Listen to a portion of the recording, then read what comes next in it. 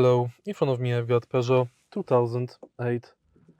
In this video I'll show you all safety settings installed in this car. In the beginning, take a look behind the steering wheel.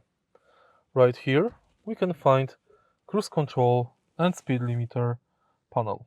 This car is equipped with adaptive cruise control with the front collision warning system. Next, take a look at the screen display. Right here, let's go to Menu, Application Drawer, and now go to ADAS. In ADAS and functions, we can find every setting in this car. Let's start with panoramic camera and close obstacle detection. This will help you park. Next, we've got lane keeping assist, start-stop system, automatic braking system, and traction control.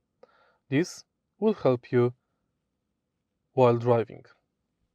Next, we've got road sign assistant, excessive speed warning, speed limit change sound, and traffic sign recognition. This will help you keep the set speed.